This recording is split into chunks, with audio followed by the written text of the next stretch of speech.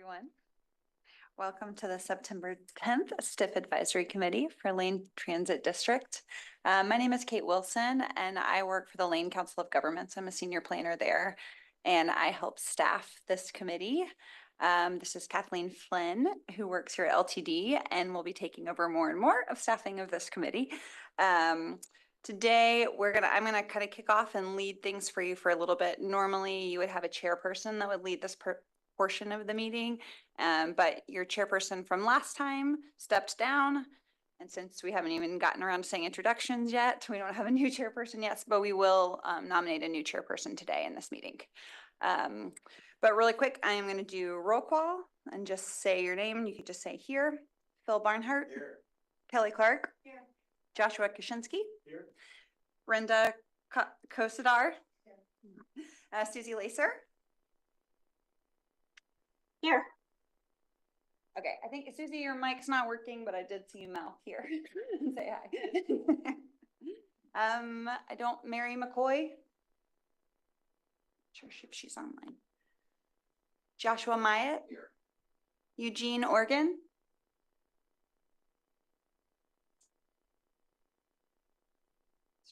Is Eugene on?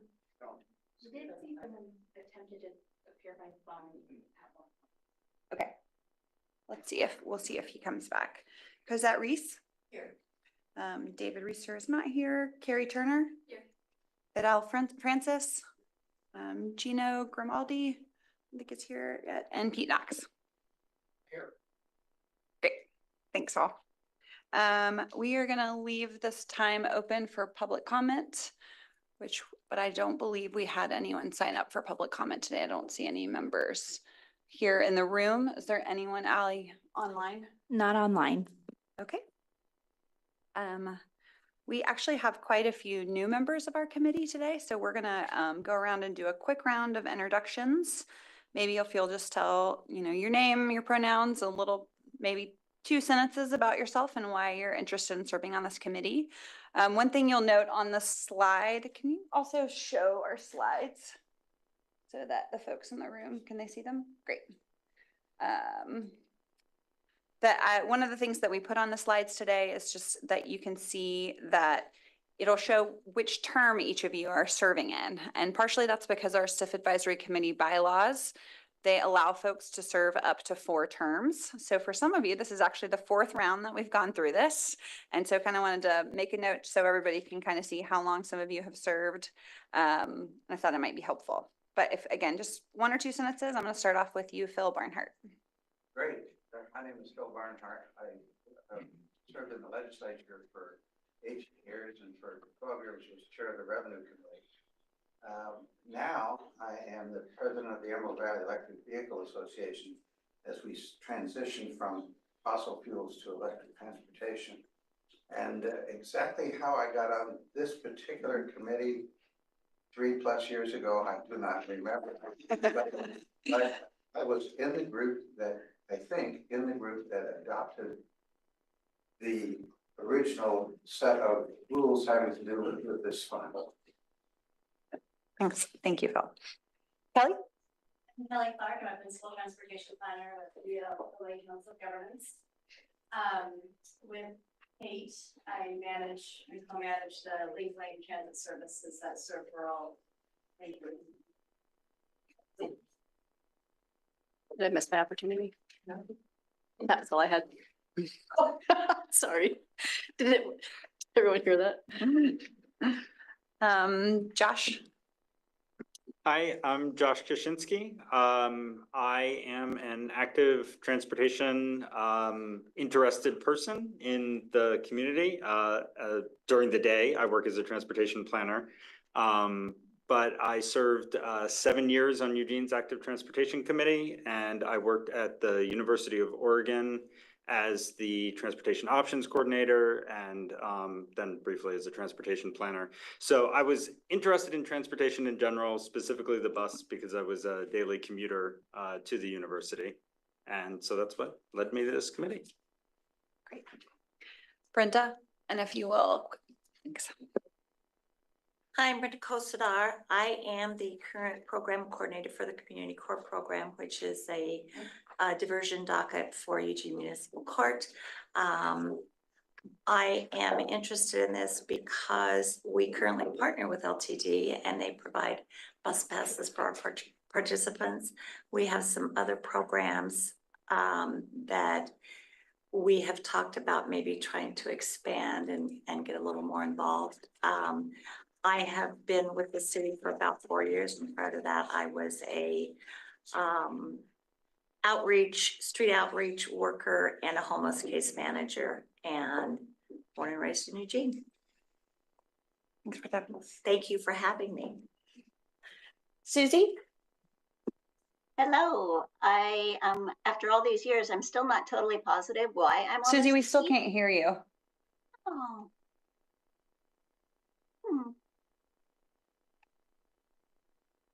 Well.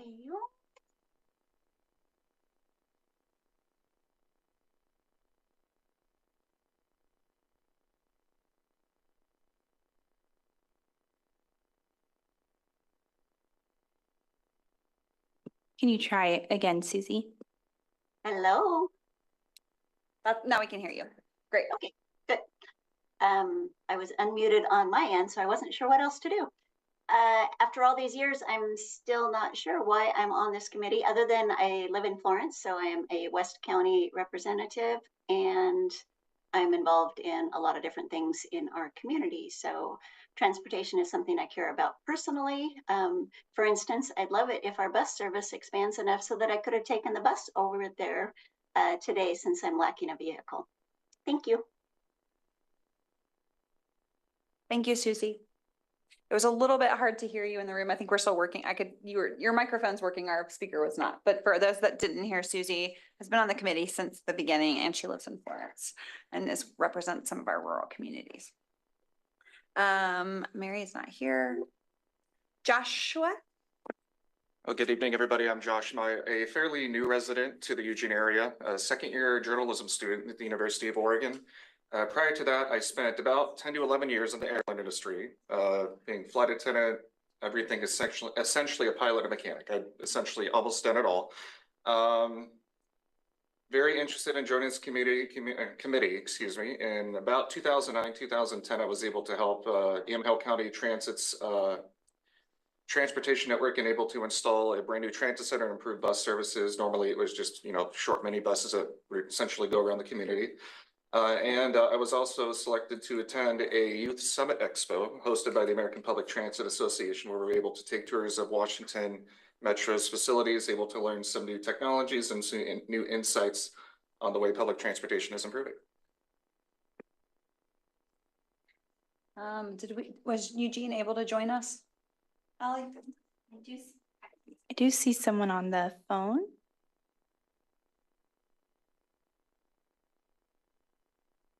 Can you unmute them from your side? Always see it's into 90. Okay. All right. Maybe if you can figure out, I'm going to go to the next person and then if we can see if we can get Eugene, we'd love to hear from you just kind of about why you serve on this committee. If you can hear us, I'm not sure if you can, but Cosette, if you'll go next and then we'll see if we can get Eugene. Thanks. Good afternoon. I'm Cosette Reese and I'm with Lane Transit District and I'm the Mobility Services Director, and excited to see everyone here this evening and so much good work to be done. Lane Transit is a qualified entity as well as a public transportation service provider. And again, just really excited about all the great work to come. Thank you. Carrie?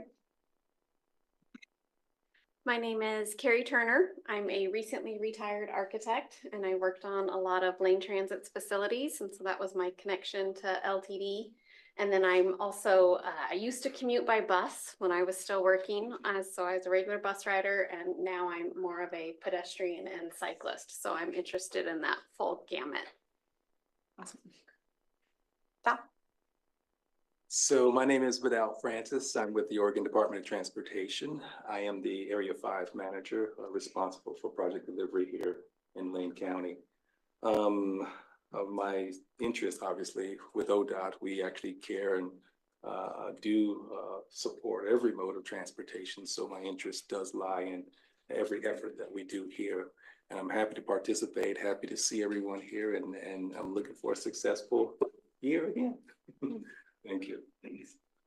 And Pete? Hi, everybody. My name is Pete Knox. I'm on the Board of Directors for Lane Transit District, representing downtown Eugene and the surrounding neighborhoods.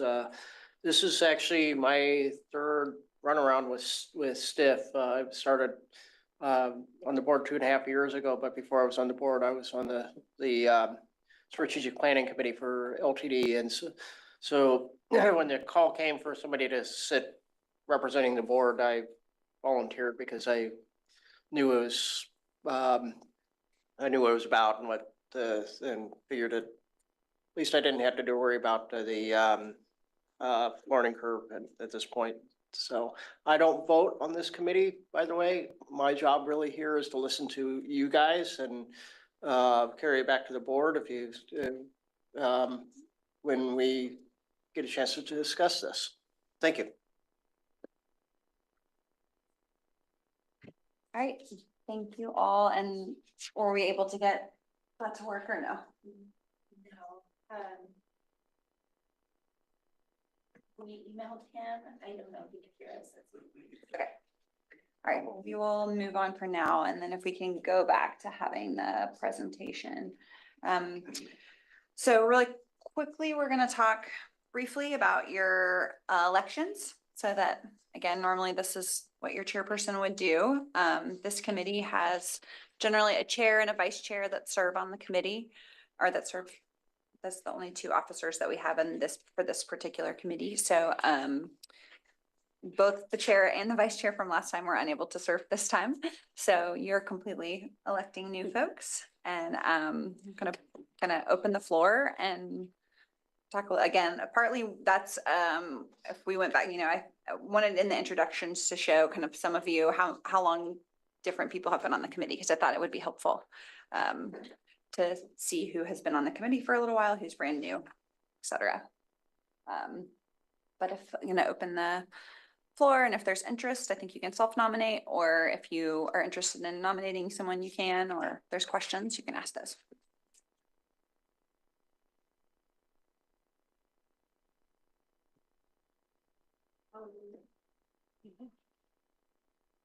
I'd like to nominate David Reeser with the University of Oregon. I know he's not here tonight, so maybe that's even better, but he can't say no. He's been on the committee, obviously, this is his third go around, so understands it, has another term to go still, so could have some longevity into the next session if you wanted to as well. So I put forth that nomination for David Reeser. I would second that. And I believe Dave's willing. Yes, Dave is willing. I communicated with him when he was letting me know that he couldn't make it to this meeting, and he said he'd be honored to serve. So. Sounds like a win. All right, we have a nomination and a second. All those in favor, you can raise your hand. Great. If anyone opposed? Great. It's a pretty easy nomination. All right, and then same for vice chair. Do we have any nominations for vice chair?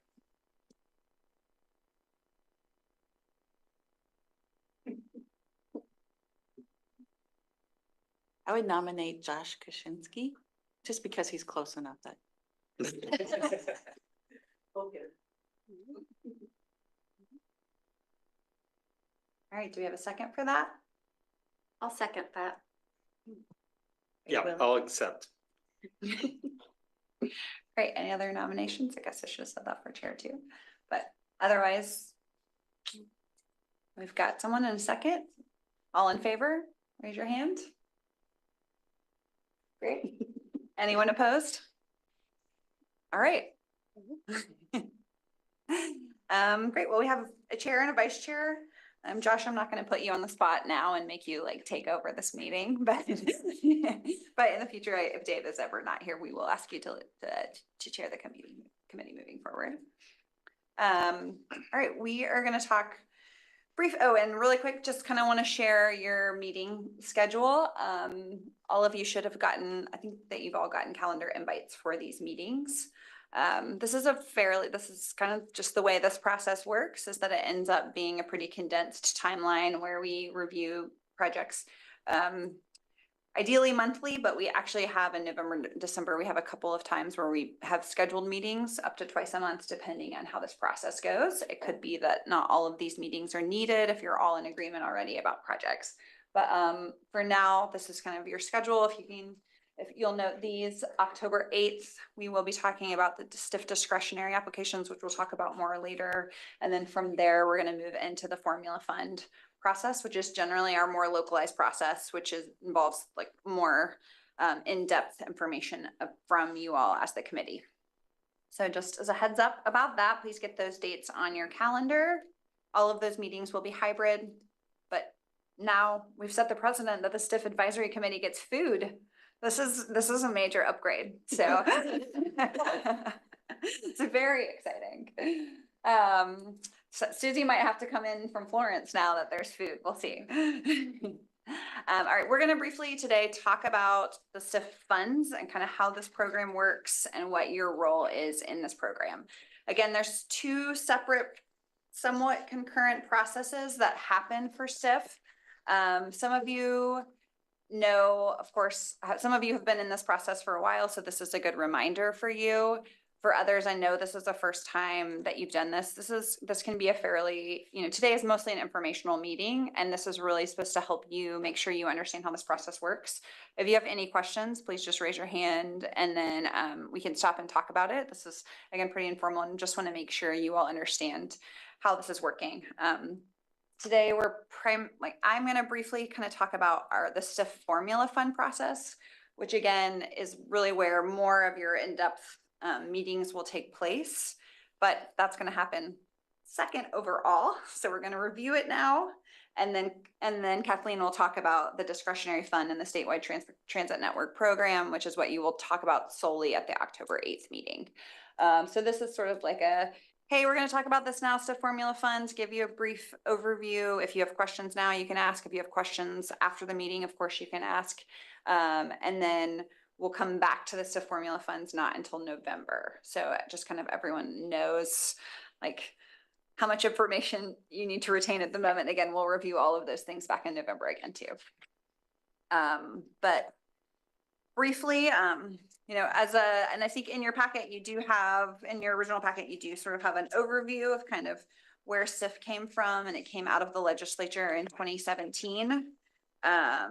And so this is, like I said, this is the fourth cycle that we've gone through this. Some things have changed slightly over time, but really it's been a very steady source of funding for transit in our state since 2018 was the first year that money started getting collected for this program. And most of the money that gets generated through STIF comes back into the formula fund program. So that you can see right there, 90% of the STIF funds. The way that this happens, this is a little bit confusing, but essentially money is generated throughout the state, and it's these taxes are generated based on where employers are based. And then the state takes all the money, comes into ODOT, and then ODOT redistributes the STIF funds back out across the state. And 10% of those funds go into programs that Kathleen's going to talk about in a little bit. 90% of those funds get redistributed back into the counties in which the taxes were generated. They get distributed to something called qualified entities. Each region has a qualified entity. Ours happens to be Lane Transit District for Lane County. Other qualified entities also include tribal partners. So it's not always county by county basis. It somewhat depends on which region you're in. But for our region, our county is under Lane Transit District. So again, that's 90% of all of those funds that are generated. There's a lot of information here. I'm gonna let Kathleen mostly talk about the rest of these funds and how they work, but you can kind of broadly see that there's overall 4 different programs. 3 of them are STIF funds, and then the state decided to make it fun and also combo in a little bit of federal funds too into these programs, which makes it extra exciting. In the last STIF cycle, the ODOT did combine 2 separate programs. Thank you. Did combined two separate programs. There used to be the STIF program and the STF program, which was, again, you can imagine, quite confusing. Those now have been consolidated into one. So originally when we had the STIF program, it was really payroll tax was funding it. Now there's a variety of different funds that go into the consolidated STIF program. And again, you can kind of see how those get distributed out in this graphic right here. So 90% of these are formula funds.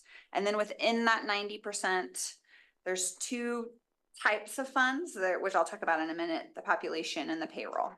And that population-based formula is based on what used to be a different program. So, again, just talking about the STIF, I guess I'm gonna stop just and say, like, is anyone already confused? Does anyone have questions? Great, please feel free to interrupt me. But so you will see every year, ODOT generates an update of what they anticipate we will receive in formula funds in the upcoming fiscal years. And they generally forecast it out for a number of years. These latest forecasts just came out last month. So they're pretty, as far as we know, they are pretty up to date. They will change slightly every year. So this is a little bit of a moving target, always with the STIF formula fund process, is that we're only guaranteed to receive the funds that actually come into the state. So if there's a major boom in the economy or a major bust, that could actually end up affecting how much money comes into our county. But for now, this is what's anticipated to come in. There we go. Okay, so you can see, and ODOT goes ahead and divides it out for our county into two different areas. So they divide it into the Lane Transit District. Lane Transit District has a set geographic boundary. So they divide it into that set geographic boundary and then everything outside of the Lane Transit District boundary. Again, a reminder that these funds, that money is based on where the employers are.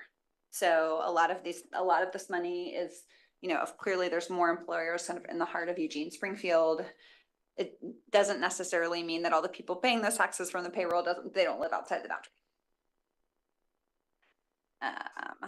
All right. Then really quick, as I noted, we go to the next slide. In the last cycle, they ended up taking this program that used to be called SCF, and it's really now just called the population-based formula funds. And these funds are specifically for programs that enhance services for older adults and people with disabilities. So as part of that overall larger funding package that I just showed above, which I believe is about a little over 7.5 million per year. If you think about just in district LTD, about 870,000 of that would be, you can see roughly how much would need to go specifically for programs that enhance services for older adults and people with disabilities. So that's when you are thinking about when we get into this part where we're actually looking at projects that public transportation service providers will bring to you all. One of the things will be, are these programs, at least in as much funding needs to go for programs that enhance services for those population groups. Just as a quick reminder, this pink right here that you can see on this map is where the LTD in-district boundary is. And then the blue is where the out-of-district boundary is. And when we get more into the weeds of STIF formula, we'll talk a little bit about the sub-allocation process and kind of how we think about how those funds get distributed. But for now, just really big picture, you can think that this is sort of the starting off place. All right, again, formula fund timeline. So ODOT just actually came out with a notice of solicitation a few weeks ago. And then this week, yesterday, Kathleen sent out the formal call for projects for formula funds to all of the public transportation service providers in Lane County and all the potential public transportation service providers in Lane County. So anyone in Lane County, public transportation service providers is LTD, it's LCOG who operates Link Lane. Other times the city of Eugene has received STIF funds before, the city of Cottage Grove has received STIF funds before. So they were all invited to apply for formula funds, and LTD sent out this application. Those providers, including LTD, will send in an application of the projects that they would like to submit for SIF formula funds to LTD. And those are due back here to LTD by October 18th. And then you'll see that from October 18th to December 18th, we'll be working with you all to really come up with, to look at all of the projects that are submitted from public transportation service providers and to come up with a list of projects, good transit projects, that will then, you'll say, we would like all of these to be funded with the STIF formula funds. And then you'll make a recommendation to the LTD Board of Directors. And then by mid-January, the LTD Board of Directors will need to approve a final STIF plan. And then that plan application will get submitted by January 16th to ODOT. And then there's a long process to kind of verify from ODOT side that the STIF formula, that all of the projects meet the requirements and that those get approved. And then the funding actually starts, you're actually going to be approving projects that will go from July 1, 2025 to June 30, 2027. So it's a 2-year cycle. Yes, so like I said, I already just said this, but you're going to be reviewing these projects. We'll actually have anyone who does apply for the projects will come and give a presentation about what their projects are that they have. And you will have a very long criteria list that we're not going to review right now to look at and make sure that one, individually, each of the projects meets the criteria as identified, and then holistically that they do. For example, one of the requirements is that 1% of the funds have to be used for student fare for students in grades 9 through 12. So one of the things is making sure that overall the projects do something like that. So again, we'll talk about that more in November, but kind of in the back of your mind, knowing, and when in our meetings in November, you'll mostly be hearing from public transportation service providers to say, hey, these are the projects we would like to fund from STIF this year. And then you'll start to think about how they meet each of these criteria and put together the best list of projects. Yes. Would that be the November 5th meeting or the 19th? It'll be the November, most likely the 5th and 19th will be so we'll get the applications. It depends a little bit. We don't always know who's going to apply and how many projects are going to be applied for.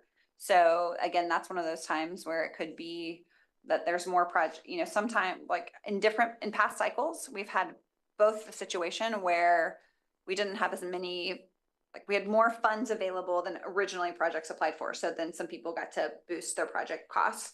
And we've had other times where there was more project ask than funds available, and had to have conversations about how to change that. So to make it more in line. So we'll know more after October 18th when those applications are due, or sooner if the public transportation service providers are really on top of getting their applications in. All right. That was a lot of information about formula funds. And again, we're not really going to talk about formula funds much until November, but if anyone has quick questions about that or anything else, this is a good time to ask. Yes, Phil. Yeah, I'm not sure who I should ask this of, but it would be useful, I think, to get a quick overview of the total funding of Lane Transit District and where it comes from.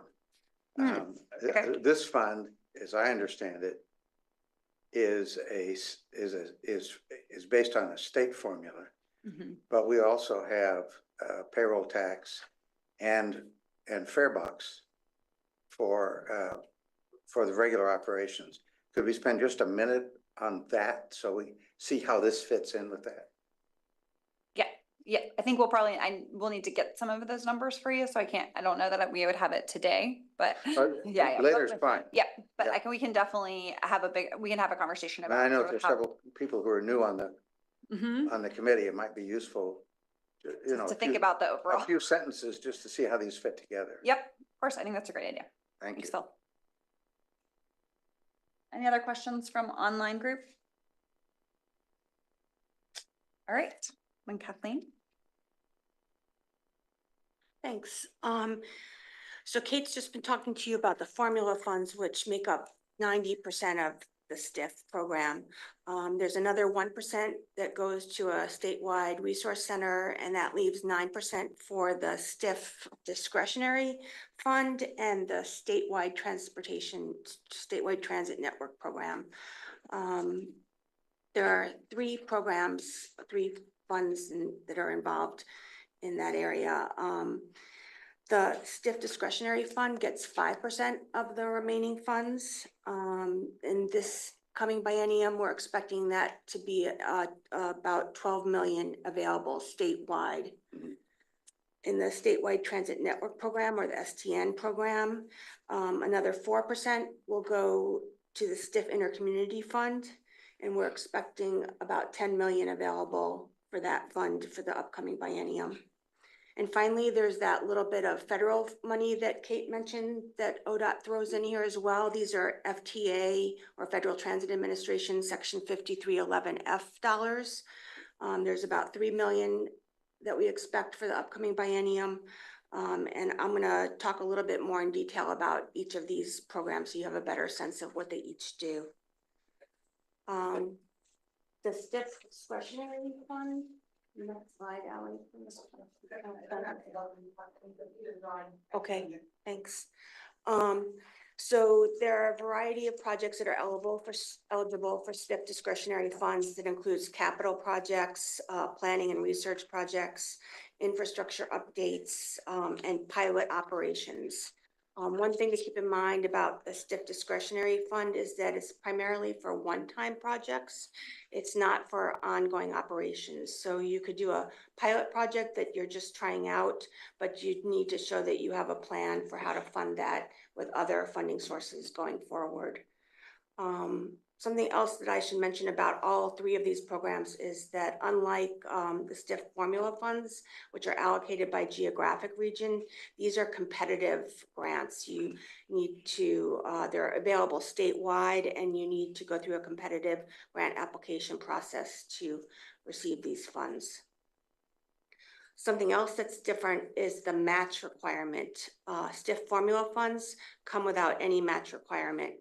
That means that you receive the 100% of the grant funds, and you don't need to kick in any money from anywhere else. With the discretionary funds, you receive 80% of what you've asked for in grant funds, and then LTD will have to find another source for a 20% match rate. For the ones that LTD applies for. Yeah. That would be true for any application, any applicant. That would be true, yes. Well, thank you. Yeah. Can I ask a quick question on Sure. that? So since these funds are competed at the state level, does that mean that if this committee said, we think this would be really great project for that, they still have to compete against other entities applying throughout the state, and they may or may not get the money? That's correct. Okay, great. Yeah, thanks, Carrie. The STIF Intercommunity Fund is a fund that is designed to help improve transportation between two or more communities in the state. It has similar projects that you can apply for to the STIF discretionary fund, but it excludes the transit adjacent projects such as infrastructure updates. It too requires a 20% match for the grant funding. It is possible to seek a lower match rate, at least theoretically, I should say it's possible to seek a 10% match rate if you meet certain criteria. Unfortunately, what we've heard this year is that the STIF discretionary and STIF intercommunity funds are so oversubscribed, meaning there are just so many more applicants than dollars available, that it's unlikely that anyone will receive that 10% match fund. And finally, there's the FTA Section 5311F intercity funds. There's some very specific criteria for these funds. They have to cover public transportation services that cover a distance greater than 20 miles or that closes a significant gap in the statewide transit network. They are services that make infrequent stops. They have the capacity to carry luggage, and they make a meaningful connection to the larger statewide transit network, meaning they help you connect to other types of public transportation services. There's also a lease for operations, a much larger match rate for the $5311. If you're seeking operations funding through 5311F, you have a 50% match rate instead of the 20% for the other STIF discretionary and intercommunity funds. The timeline for these programs. ODOT sort of switched things around this year. It used to be that formula funds came first and then discretionary. This year, discretionary has come first. So the solicitation came out in July. We submitted letters of intent for the projects we were interested in late July. And our applications actually went in last week on September 5th. The next date on the timeline is a key date for this committee. October 22nd is when we need to have recommendations from this committee back to ODOT. LTD will receive those applications back, all of the local STIF discretionary and statewide transit network applications back on September 24th. So we'll prepare all of that information for you when we meet on October 8th. We will review those projects and you'll be able to review them, prioritize them if you choose to, and then make a recommendation to LTD's board of directors about whether to approve those projects. Once those recommendations go back to ODOT, they're reviewed by a series of committees there, and we should hear in early December whether those projects have been funded or not.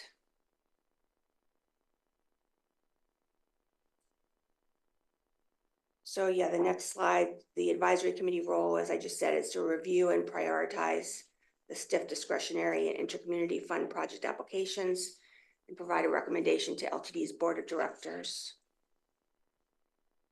And that will be the focus of our meeting next on October 8th.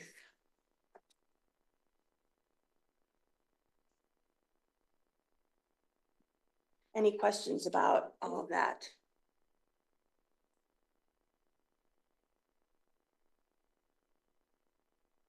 That was a really quick meeting. So, yeah. So if there's a project that's included in the discretionary ask and it's not approved, could it then go into the formula plan?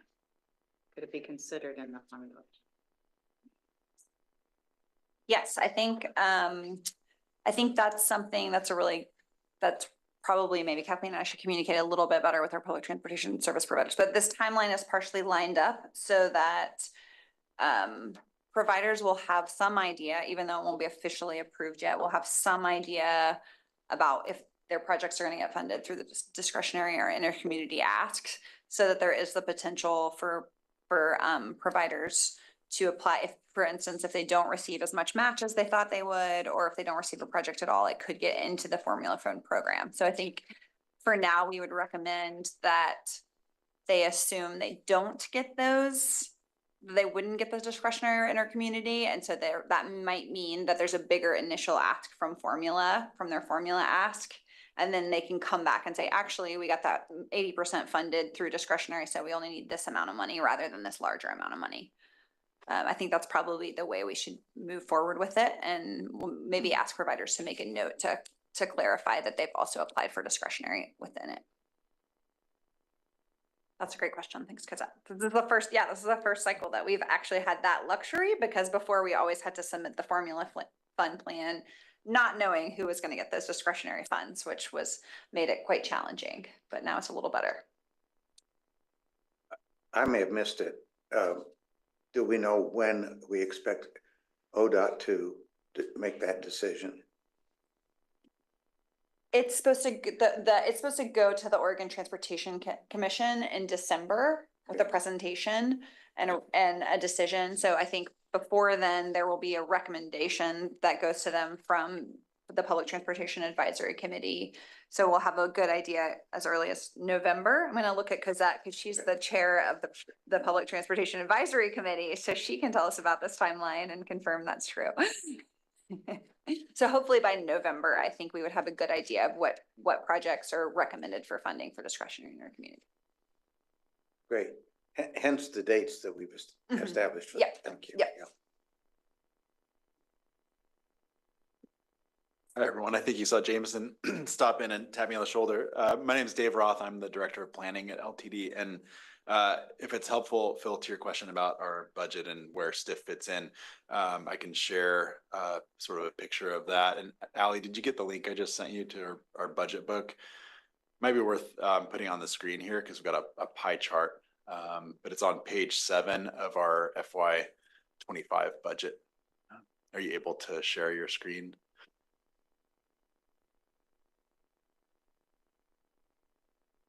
Sorry to put you on the spot. That's a really quick response, Phil. I like it. Yeah, in real time. There we go. So just click on the link to our budget there. The very top, the FY 24-25 budget. I think this is last year's. If you go back to the previous screen.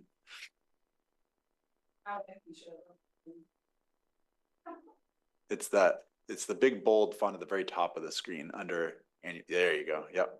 And then just scroll to page 7 and we'll pull up the pie chart so you can see. So this is at least a partial picture. I don't think it completely breaks it down for you.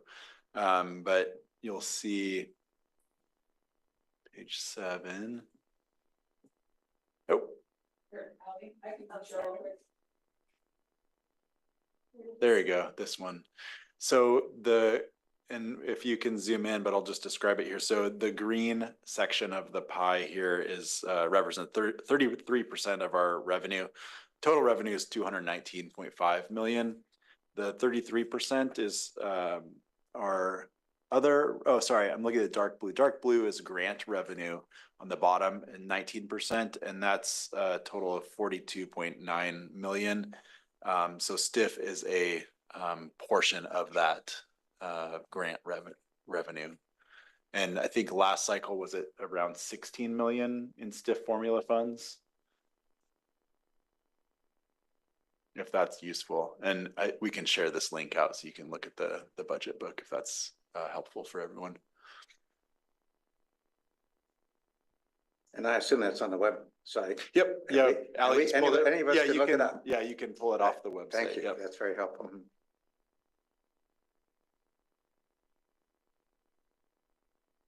All right, do we have any other questions? Comments on the committee? All right, then we will see you October 8th. Before then, we will send out a packet of information and that will include the applications that we have regarding discretionary and intercommunity from local providers. Could I ask one more? Sorry. I noted in the original email that these meetings are not always at 4:30. Do we know what time the meetings are going to be? That's correct. All subsequent meetings will run from 5 to 6:30. At 5 o'clock. Thank you. That's helpful. Yeah. Yeah.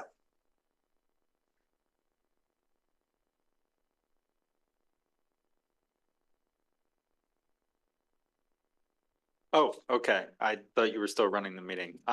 So I'm going to adjourn the meeting, and if someone would bang that gavel for me.